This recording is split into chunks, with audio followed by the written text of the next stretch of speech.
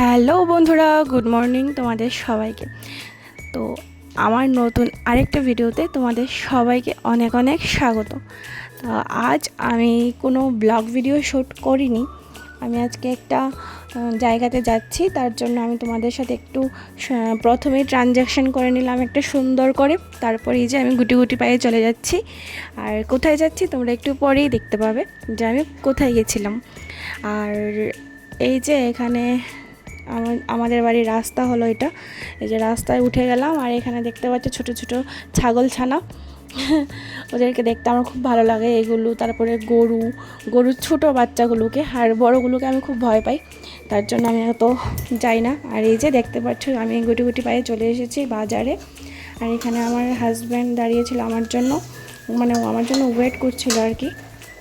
তারপরে আমরা দুজন চলে এসেছি একটা রেস্টুরেন্টে, কারণ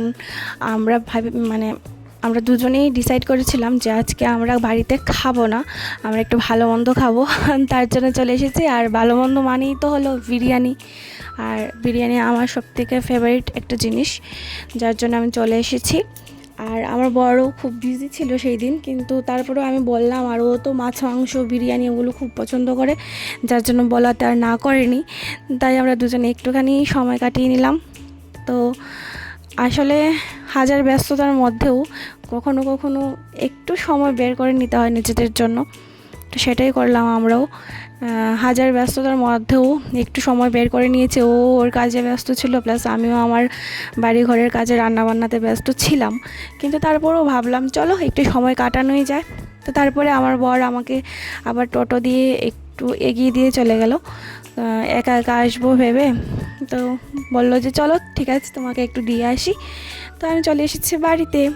তো ঠিক আছে, আমার ভিডিওটা আজকে এই পর্যন্তই। আমি খুব বেশি লং ভিডিও করছি না।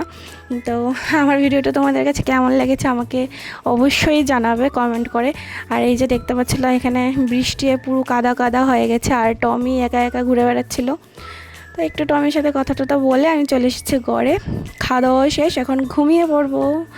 আর কেমন লেগেছে আমাকে অবশ্যই কমেন্টে জানাবে। ওকে, টাটা গাইজ।